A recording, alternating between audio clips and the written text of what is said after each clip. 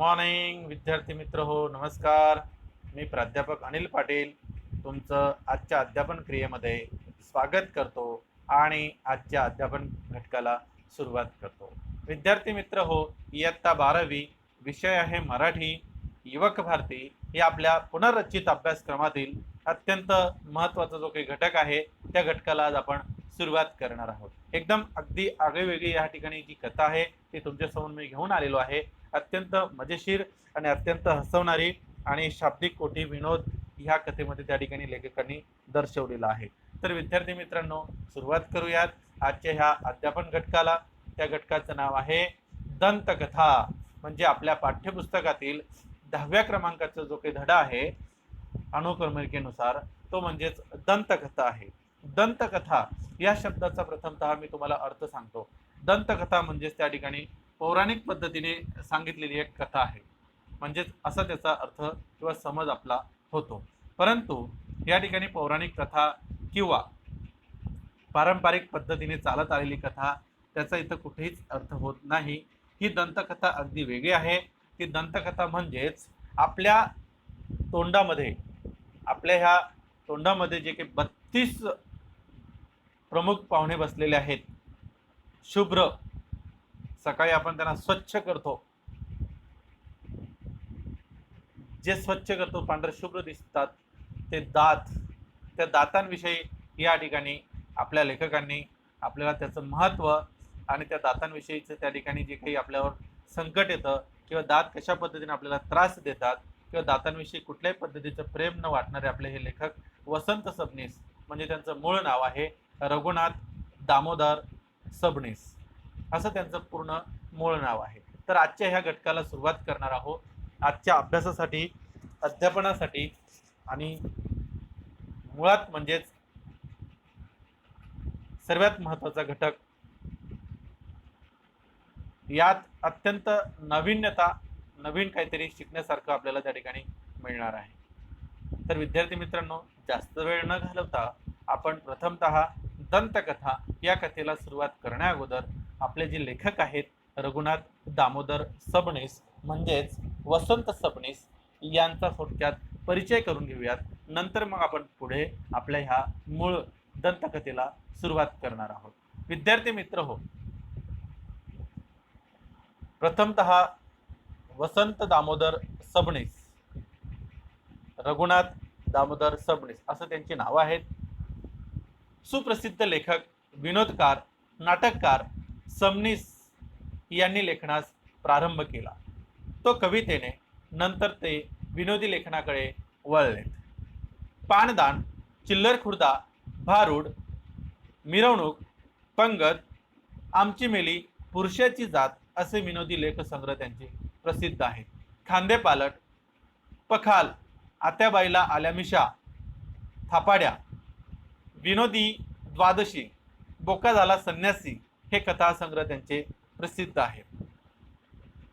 त्यानंतर सर्वात महत्त्वाचा विद्यार्थी मित्र हो, सोबती हा व्यक्तिचित्र संग्रह आणि माहेश्वरी हा आत्मपर लेखकांचा त्या ठिकाणी अत्यंत लेखांचा संग्रह प्रसिद्ध आहे. एक एक आपण त्या ठिकाणी पाहणार आहोत. विद्यार्थी मित्र हो, लेखकांचा जर परिचय करायचा म्हटला, दंतकथा हा जो काही पाठ आहे या पाठाचे लेखक ते आहेत वसंत सबनीस. ते सुप्रसिद्ध लेखक आहेत, विनोदकार, नाटककार आहेत. त्यांनी लेखनास प्रारंभ केला तो कवितेने केला, नंतर त्यांनी विनोदी लेखन केलेले आहे. त्यांचे मूळ नाव रघुनाथ दामोदर सबनीस असं पूर्ण नाव आहे. असा लेखकांचा थोडक्यात परिचय आहे. आता त्यांचं जे काही ग्रंथसंपदा आहे त्याबरोबर त्यांचे जे काही त्या ठिकाणी नाटकं आहेत, चित्रपट आहेत, त्याविषयी आपण माहिती या ठिकाणी प्राप्त करून घेणार आहोत. त्याचबरोबर त्यांनी अनेक नाटकं, एकांकिका व लोकनाट्य लिहिली. त्यांची बरीच नाटके रंगभूमीवर गाजली.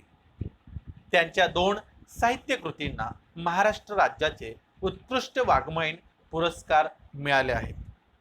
1993 साली अखिल भारतीय नाट्य संमेलनाचे ते अध्यक्षपद त्यांनी भूषवलेलं होतं.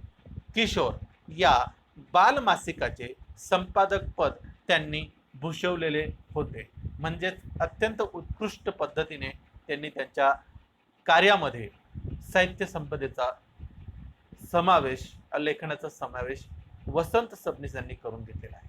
लेखकाची साहित्य संपदा जी आहे विद्यार्थी मित्र हो, त्यात ललित लेख संग्रह, पाणदान आहे, विनोदी लेख संग्रह, त्याच्यात चिल्लर खुर्दा, भारूड, मिरवणूक, पंगत, आमची मेली, पुरुषाची जात, ही जी काही त्या ठिकाणी विनोदी लेख संग्रह आहेत त्यांचे अत्यंत प्रसिद्ध आहेत.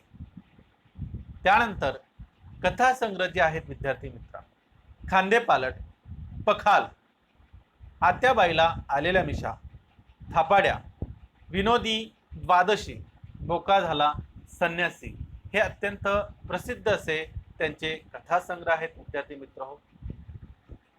व्यक्ती चित्रसंग्रह म्हटला तर सोबती हा त्यांचा व्यक्ती चित्रसंग्रह प्रसिद्ध आहे. आत्मपर लेखांचा संग्रह माहेश्वरी आहे. त्यानंतर विद्यार्थी मित्र हो, त्यांनी बरीचशी नाटकं लिहिलीत. वसंत सबनीस हे अत्यंत विनोदी व सुप्रसिद्ध असे नाटककारही होते आणि नाटकही त्यांनी लिहिलेली आहे. घरोघरी हीच बोंब, निळावंत, कार्टी श्रीदेवी, गेला माधव कुणीकडे. बघा, प्रशांत दामले हे जे काय आपले मराठी सिनेसृष्टीतील अत्यंत उत्कृष्ट असे अभिनेते आहेत आणि त्याच्यात बऱ्याचशा अभिनेत्रींनी काम केलं. गेला माधव कुणीकडे हे तुमच्या बाजूला मी चित्रित, सौजन्याची ऐशी तैशी, अशी अनेकशी नाटकं त्यांनी त्या ठिकाणी तयार केलीत आणि चित्रपट आणि आपल्या ह्या. त्यानंतर लोकनाट्य, लोकांसाठी, लोकांच्या करमणुकीसाठी तयार केलेले लोकसाहित्य, त्याच्यातला हा लोकनाट्य प्रकार. विच्छा माझी पुरी कर, इच्छा नव्हे विच्छा, विच्छा माझी पुरी कर, बाजूला मी त्यांच्या पुस्तकाचा थोडक्यात नमुना दिलेला आहे.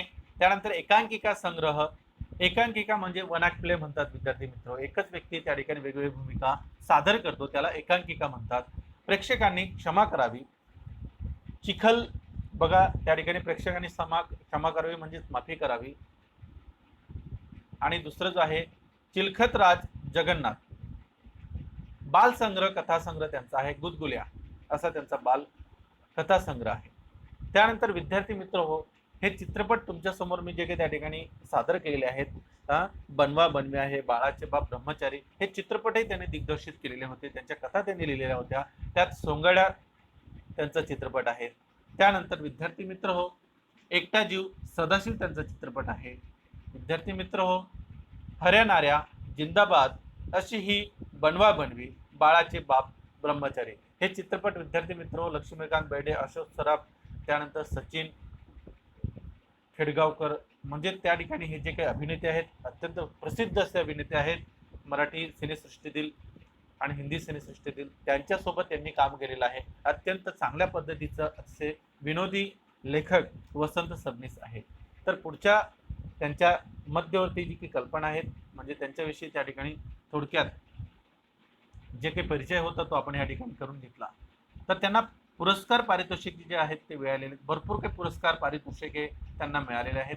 परंतु 2 नाट्यकृतींना महाराष्ट्र राज्याचे उत्कृष्ट असे वाङ्मयीन पुरस्कार त्यांना 1993 साली अखिल भारतीय मराठी नाट्य संमेलनाचे अध्यक्षपद असताना त्यांना मिळाले होते. विद्यार्थी मित्र हो, असे हे आपले वसंत सबनीस यांनी आपल्या समोर जे काही त्या ठिकाणी कारकीर्द त्यांनी सुरू केली, त्यांची लेखन संपदा, मराठीविषयी अत्यंतिक प्रेम, जवळीकता त्यांची होती आणि शाब्दिक कोटे म्हणजे जीवन जगत असताना कधीही आनंदी स्वरूपातच ते राहायचे आणि शब्दात ते त्या ठिकाणी खेळत राहायचे. शब्दांशी, जसं पु ल देशपांडे शब्दांशी खेळत राहायचे. म्हणजे कुठलाही अनुभव जर असेल, थोडक्यात एखादं उदाहरण सांगायचं म्हटलं तर तो त्या ठिकाणी विनोदिक प्रसंग असेल, मग तो शब्दनिष्ठ, कल्पनानिष्ठ, प्रसंगनिष्ठ, हे विनोदाचे जे प्रकार आहेत त्यानुसार त्यांनी या ठिकाणी विनोद भरभरून या कथेमध्ये सांगितलेलं. तर वसंत सबनीस यांचा जन्म 1923 मध्ये झाला आणि त्यांचा देहावसान म्हणजे ते आपल्याला सोडून गेले 2002 मध्ये. म्हणजे ते त्यांचा कालखंड एवढाच होता. त्यांनी अनेक चांगल्या पद्धतीची पुस्तकं आणि लिखाण आपल्या समोर मांडून ठेवलेलं आहे. तर संत तुकाराम महाराज यांच्या अभंगाच्या ओवीनुसार माणसाने मरावे परी कीर्तिरूपी उरावे, अशी ही यांची या ठिकाणी एक कल्पना होती. तर विद्यार्थी मित्र हो, पाठाची मध्यवर्ती कल्पना जी आहे ती ती ह्या ठिकाणी तुम्हाला सांगतो. पाठाची मध्यवर्ती कल्पना, सबनिसी या विनोदी लेख संग्रहातून दंतकथा हा विनोदी लेख घेतला आहे. समग्र सबनिसी, सबनिसी ह्या नावाचा विनोदी लेख संग्रह आहे. सबनिसी नावाचा, लक्षात घ्या विद्यार्थी मित्रांनो, हा प्रश्न येऊ शकतो. सबनिसी म्हणजे दंतकथा ही कथा कोणत्या लेख संग्रहातून घेतली आहे, तर सबनिशी त्यांच्या आडनावानुसार ते त्या ठिकाणी जोडलेलं आहे. या विनोद संग्रहातून दंतकथा ही विनोद लेख त्या ठिकाणी घेतलेला आहे. आपण आपल्या मूळ गाभ्याकडे जाणार आहोत. विद्यार्थी मित्र हो, सर्वात महत्वाचा मुद्दा असा आहे की आपण विद्यार्थी मित्र असे सुप्रसिद्ध असे चित्रपट आपल्या ह्या लेखकांनी ह्या ठिकाणी तयार केले. तर विद्यार्थी मित्रांनो, प्रस्तुत आपला जो काही पाठ आहे त्या पाठाकडे जाऊयात आणि मग आपण आपल्या दंतकथा या पाठाला सुरुवात करूया. ह्या दंतकथा या पाठाची थोडक्यात इथं त्यांनी प्रस्तावना दिलेली आहे. विनोदी लेखनाबरोबरच त्यांनी अनेक नाटके, एकांकिका व लोकनाट्यही लिहिली. त्यांची बरीच नाटके रंगभूमीवर गाजली. राजकीय भाष्य व चतुरसंवाद यामुळे त्यांचे इच्छा माझी पुरी करा हे लोकनाट्य विलक्षण लोकप्रिय झाले. प्रेक्षकांनी क्षमा करावी, चिलखतराज जगन्नाथ हे त्यांचे एकांकिका संग्रह आणि गुदगुल्या हा बालकथा संग्रह प्रसिद्ध आहे. जे मी मागच्या पानावर तुम्हाला दाखवलं विद्यार्थी मित्र, तेच तुमच्या पाठ्यपुस्तकात दिलेलं आहे. तुमच्या पाठ्यपुस्तकानुसार म्हणजे आपलं जे पाठ्यपुस्तक आहे त्यानुसार मी त्या ठिकाणी तुमच्यापर्यंत सर्व अध्यापन क्रिया पोहोचवत आहे. पान क्रमांक 43 आहे विद्यार्थी मित्रांनो, ते उघडायचं आहे, पुस्तक समोर ठेवायचं आहे, त्याच्यातलं प्रस्तावना बघायची आहे. दंतकथा हा एक विनोदी ललित लेख आहे. दाताचे दुखणे खूपच त्रासदायक असते, त्यामुळे कोणत्याही माणसाची अवस्था अगदी केविलवाणी होते. मात्र अशा गंभीर विषयातील प्रसंग लेखकाने नर्म विनोदी शैलीत मार्मिकपणे टिपले आहे. हा जो काही दंतकथा प्रकार आहे म्हणजे दाताची ललित लेख जो आहे, ललित लेख म्हणजे नाविन्यपूर्ण लेख. हा दाताच्या दुखण्याची असह्यता, त्या प्रसंगी माणसाची होणारी दयनीय अवस्था आणि त्यामधून घडणारा प्रसंगनिष्ठ विनोद वाचकाला खळखळून हसवतो. वास्तवाला जोडून येणारी अतिशयोक्ती, कधी आढळणारी विसंगती, तर कधी मराठीतील म्हणी, वाक्प्रचार आणि शाब्दिक कोट्या यांचा लेखकाने विनोद निर्मितीसाठी कल्पकतेने केलेला वापर या पाठातून अभ्यासता येईल. विद्यार्थी मित्र हो, प्रमुख या प्रस्तावनेमध्ये लेखकांनी अतिशयोक्ती अलंकाराचा वापर केलेला आहे.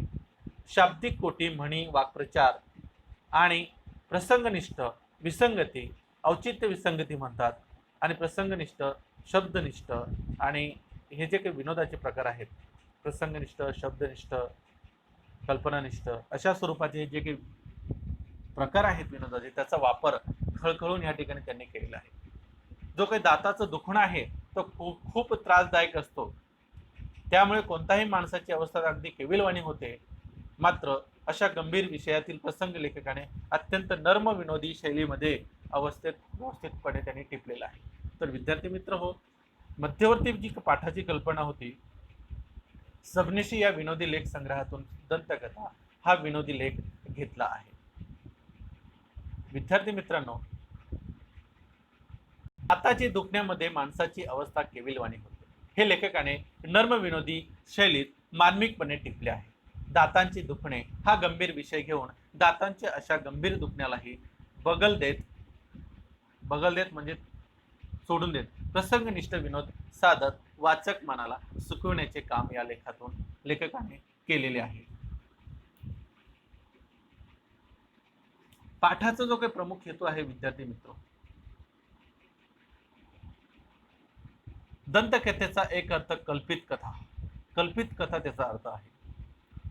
माय टीथ असं त्याचा असा आहे. तर दुसरा अर्थ दातांशी संबंधित कथा, हा दुसरा अर्थ इथे अभिप्रेत आहे. आपल्या ह्या पाठामध्ये दंतकथाऐवजी विद्यार्थी मित्रांनो, दंतकथाऐवजी त्या ठिकाणी अत्यंत प्रमुख हेतू जो आहे दंतकथेचा एक अर्थ या ठिकाणी कल्पित होतो. दुसरा अर्थ इथं अभिप्रेत घेतलेला आहे, तो म्हणजे दातांविषयी या ठिकाणी स्पष्ट आपल्याला सांगितलेलं आहे. या पाठाचा जो प्रधान हेतू आहे तो वाचकांना निखळ आनंद देणे हाच आहे. दंतकथा या विनोदी लेखात असह्य वेदनेने रडवेले झालेल्या लोकांवर हास्याची फुंकर घालण्याचा प्रयत्न लेखकाने केला आहे. जीवनाकडे खट्याळपणे बघणे, प्रतिकूलतेतही चेहऱ्यावर हसू कायम ठेवणे आणि इतरांच्या जगण्याकडे आस्थेने बघणे या सर्व वैशिष्ट्यांमुळे वसंत सबनीसांनी सर्वांचा मनांना त्या ठिकाणी आनंद व हास्य झुल्यात बसवले आहे. विद्यार्थी मित्र हो, आनंदित राहायचं, आनंदित राहून जगायचं असंच ह्या पाठामध्ये शिकवलेलं आहे. विनोद हा आपल्याला खळखळून हसायला लावतो. विनोद म्हणजेच कॉमेडी. दातदुखी हा एक साधा व वेदनादायी विषय घेऊन अत्यंत दात हा साधा आहे, सर्वांना त्या ठिकाणी दात आहेतच, पण त्याच्यावर अत्यंत दातावर प्रकाश टाकलेला आहे की ते कशा पद्धतीने आहेत, कशा पद्धतीने त्याच्या वेदना होतात आणि लेखकांना दातांविषयी कोणतंच प्रेम वाटत नाही ते यात त्यांनी दाखवलेलं आहे. वेदनादायी विषय घेऊन लेखक इथे नर्म विनोद शैलीमध्ये दातांबद्दलचे विवेचन काही उदाहरणांच्या साहाय्याने यात व्यक्त करतात. विद्यार्थी मित्र हो, जे जे काही उदाहरणे या ठिकाणी दिलेले आहेत ते उदाहरणासह लेखकांनी दंतकथा या कथेमध्ये दातांविषयी अत्यंत सुमधुर असं त्यांनी आणि विनोदी शैलीमध्ये अत्यंत शाब्दिक कोट्या वाक्प्रचारानुसार विनोदी शैलीत त्यांनी यात टिपलेलं आहे. तर विद्यार्थी मित्र हो, आपल्या पाठ्यपुस्तकातील पान क्रमांक 43 काढायचा आहे. 43 page number. Open your text book and page number 43 म्हणजेच पुस्तक उघडायचं आहे आणि पान क्रमांक 43 काढायचा आहे. त्यातला पहिलाच उतारा म्हणजे दंतकथा. आजच्या ह्या मूळ कथेला आपण या ठिकाणी सुरुवात करणार आहोत. विद्यार्थी मित्र हो, मानवी देह पंचमहाभूतांचा बनलेला आहे असे म्हणतात. बरोबर आहे. ज्या ज्ञानी मंडळींना मानवी देहात पंचमहाभूते दिसली त्यांना सहावे महाभूत कसे दिसले नाही याचे मला राहून राहून नवल वाटते. अत्यंत सुंदर विषय आहे विद्यार्थी. नवल वाटणे, आश्चर्य वाटणे. वाक्प्रचार आहे, लिहून घ्या. नवल वाटणे, आश्चर्य वाटणे. लेखक म्हणतायत विद्यार्थी मित्र हो, आपलं जे मानवी देह आहे ते पंचमहाभूतांनी बनलेले आहे. हे बघा पंचमहाभूत. ते पंचमहाभूत कोणकोणते आहेत? पहिलं आहे पृथ्वी, जल, अग्नी, वायू आणि आकाश. हे पंचमहाभूत जे आहेत या पंचमहाभूतांनी आपलं जे शरीर आहे ते तयार झालेलं आहे. पण लेखक असंही म्हणतायत, ज्ञानी माणसांना सहावे भूत म्हणजे दात कसे दिसले नाही याबद्दल लेखक आश्चर्यचकित होतात. विद्यार्थी मित्र हो, अत्यंत सुंदर उदाहरण या ठिकाणी लेखकाने दिलेलं आहे की सहावं भूत कसं दिसलं नाही. त्यांनी विनोदी शैलीने या ठिकाणी विनोदी ढंगाने आपल्या समोर त्यांनी प्रस्तुत केलेला हा प्रश्न आहे. विद्यार्थी मित्र हो, सहावं भूत म्हणजे दात असं त्यांनी म्हटलेलं आहे. लक्षात घ्या, कोणाला सहावं भूत म्हटलेलं? दाताला. या सहाव्या महाभूताला सामान्यच्या भाषेत दात असे म्हणतात. सामान्य व्यक्तींच्या भाषेमध्ये दात असे त्याला त्या ठिकाणी म्हटलेलं आहे. विद्यार्थी मित्र हो, माझ्या मते लेखक म्हणतात, दात ही परमेश्वराने मारून ठेवलेली मेख आहे. मानवी देहाची सर्व रचना परिपूर्ण केल्यानंतर जवळजवळ 6-7 महिन्यांनी ही दाताची कल्पना परमेश्वराला सुचली असावी. मेख म्हणजे विद्यार्थी मित्र खोच, रहस्य, गूढ. मेख आहे. मेख म्हणजे काय? रहस्य, गूढ. म्हणजे परमेश्वराने मेख मारून ठेवलेली म्हणजे एक गूढ रहस्य ठेवलेलं आहे की मानवाचा जन्म होतो म्हणजे मुलाचा जन्म होतो, त्याच्यानंतर 6-7 महिन्यानंतर त्याचं त्या ठिकाणी काय होतं? दात यायला सुरुवात होतं. म्हणजे परमेश्वराने त्याला त्या ठिकाणी ही कल्पना सुचली असावी. खूप सुंदर विनोद या ठिकाणी दिलेला आहे. मला तर त्या ठिकाणी खळखळून हसायला होतंय की खरोखर याच्यावर आपण कधीच विचार केला नाही. नाहीतर इतर सर्व अवयव एकदम फुटत असतात, पण दातच तेवढे एखाद्या सभेच्या मुख्य पाहुण्यांसारखे मागावून का यावेत? प्रश्नचिन्ह आहे, प्रश्नार्थी वाक्य. खूप सुंदर उपमा आणि खूप सुंदर वाक्यरचना या ठिकाणी लेखकांनी घेतलेली आहे की सर्व अवयव आपल्याला एकदम येतात, लगेच येतात, पण दात मात्र प्रमुख पाहुणे, मुख्य पाहुणे जे असतात बघा, कुठल्या सभेला, कुठल्या कार्यक्रमाला मुख्य जे पाहुणे असतात ते उशिरा येतात.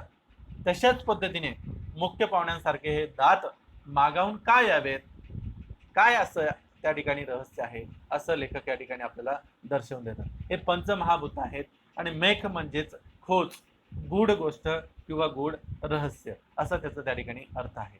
हे पंचमहाभूतानुसार आपलं जे शरीर आहे ते या ठिकाणी तयार झालेलं असतं विद्यार्थी मित्र. तर पुढच्या त्या ठिकाणी हे पंचमहाभूतानुसार आपलं त्या ठिकाणी हे जे काही शरीर आहे ते शरीर त्या ठिकाणी तयार झालेलं असतं. म्हणजे पंचमहाभूतानुसारच आपल्या शरीराची ठेवण ही ठेवलेली असते. या 5 मूळ तत्वांनी मानवी शरीर हे बनलेले असते. तर विद्यार्थी मित्रांनो, हा झाला आपला पहिलाच त्या ठिकाणी उतारा. पहिले 2 5-5 6-6 ओळीचे उतारे या ठिकाणी संपलेले आहेत.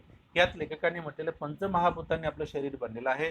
पण ज्या ज्ञानी माणसांनी हे जे बनवलं त्याला ते सावभूत कसं दिसलं नाही, अत्यंत सुंदर असं वर्णन लेखकांनी केलंय. पुढच्या त्या ठिकाणी उतार्याकडे जाऊयात. तुटलेले बोट पुन्हा उगवल्याचे माझ्या तरी पाहण्यात नाही. पाठ नंबर 43. तुटलेले बोट, जे बोट आहेत विद्यार्थी मित्रांनो, ते तुटलेलं जे बोट आहे बघा, मी तुमच्या समोर तुटलेलं बोट पुन्हा उगवल्याचे माझ्या तरी पाहण्यात नाही, किंवा पहिले नकटे नाक गळून पडून त्या जागी नवे नाक असल्याचेही ऐकिवीत नाही किंवा ऐकण्यात नाही. ऐकिवात नाही किंवा ऐकण्यात नाही. म्हणजे जे नाक आहे किंवा बोट आहे, बोट एकदाचं जर तुटलं तर दुसरं बोट येत नाही. किंवा आपला हात तुटला म्हणजे शरीराचा बाकीचा जो काही अवयव आहे विद्यार्थी मित्रांनो, ते जर तुटलेत तर ते पुन्हा येत नाहीत. पण दात असा एकमेव आहे, असं लेखकांचं त्या ठिकाणी थोडक्यात सांगणं आहे. त्यांनी म्हटलेलं आहे नक्ट नाक असेल तर ते पडलं तुटलं किंवा ते दुसरं येत नाही. पण दात हा एकच अवयव आहे, तो असा आहे की जो दोन दोनदा उगवतो. अत्यंत सुंदर. तेव्हा माणसाला शरण आणताना, म्हणजे माणसाला त्या ठिकाणी शरण आणताना त्यांनी म्हटलेलं आहे, तेव्हा माणसाला शरण आणताना अत्यंत वेदनादायी असं त्यांना त्या ठिकाणी त्रास होतो. म्हणजेच विद्यार्थी मित्र हो, सांगायचं तात्पर्य असं आहे, तेव्हा माणसाला शरण आणताना तृण धरायला एखादी, शरण आणतो तृण धरायला एखादी चांगली जागा असावी म्हणून ही दातांची योजना झाली आहे, याबद्दल माझी तरी खात्री आहे. तृण धरणे शरण येणे, तृण धरणे शरण येणे, दाती तृण धरणे, शरणागती पत्करणे, अभिमान सोडून शरण जाणे, असा त्याचा त्या ठिकाणी वाक्प्रचाराचा अर्थ आहे. विद्यार्थी मित्र लिहून घ्या, म्हणजे तुम्हाला त्या ठिकाणी तो वाक्प्रचार कामात येईल. हा, सावभूत दिसलं नाही, बाकीचे जे काही आपल्या शरीरावरील अवयव आहेत ते तुटले तर पुन्हा कधी येत नाही, असं लेखकांचं म्हणणं आहे. पण दातच असे आहेत की ते दोन दोनदा येत असतात. खरी गोष्ट आहे. दाती तृण धरणे म्हणजे शरणागती पत्करणे, अभिमान सोडून देणे, असा त्याचा थोडक्यात अर्थ आहे. तसेच दातांनी माणसाला काय दिले आहे, प्रश्नचिन्ह आहे, प्रश्नार्थी वाक्य. दुसरा कुठलाही अवयव उगवताना किंवा उगवताना माणसाला त्रास होत नाही, पण दात हे त्रास दिल्याशिवाय उगवत नाही. अत्यंत सुंदर गोष्ट आहे. बरोबर आहे, दात हे त्रास दिल्याशिवाय उगवत नाहीत. अत्यंत दात म्हणजे आपल्या हातापायाला, नाकाला किंवा कुठलाही अवयव येत असताना आपल्याला कोणताही त्रास होत नाही. आपल्याला या बाकीच्या गोष्टींचा खूप त्रास होतो. म्हणजे तो दात लेखकाने अत्यंत व्यवस्थितरित्या दाताची योजना, दाताबद्दलची त्या ठिकाणी उगवण्याची योजना किंवा त्रास होण्याची योजना या ठिकाणी शब्दबद्ध केलेली आहे. अत्यंत सुंदर त्यांनी त्या ठिकाणी वाक्यरचना यात वापरलेली आहे. तर विद्यार्थी मित्र हो, दात आला की तो त्रासच आहे. दात हे त्रास दिल्याशिवाय उगवत नाही. ते येतानाही ताप आणि जातानाही पश्चाताप. म्हणजेच ते येताना ताप आणि गेल्यावर पश्चाताप.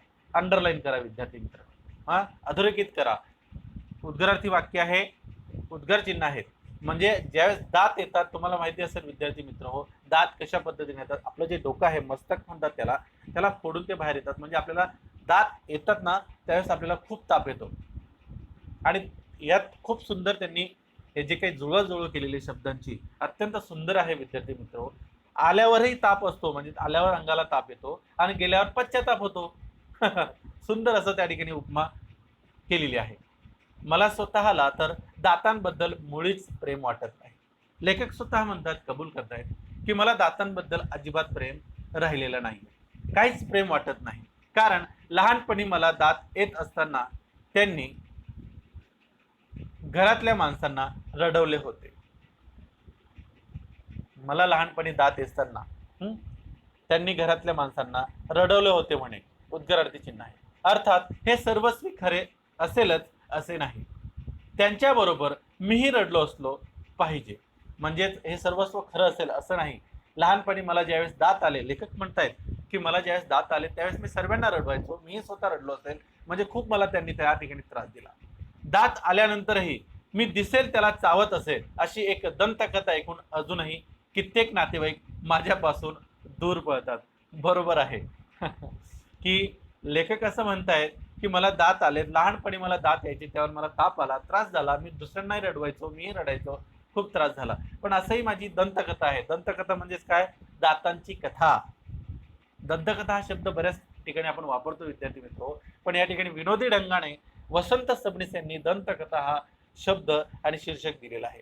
ती एक दंतकथा आहे की मी लहानपणी ज्यावेळेस मला दात आले तर मी कोणालाही चावत त्या ठिकाणी फिरायचो, कोणालाही चावायचो म्हणे. अजूनही कित्येक नातेवाईक माझ्याजवळ येत नाहीत, चावण्याच्या धाकापासून ते दूर पळून जातात. खरोखर असेल किंवा त्यांनी विनोद या ठिकाणी दिलेला आहे.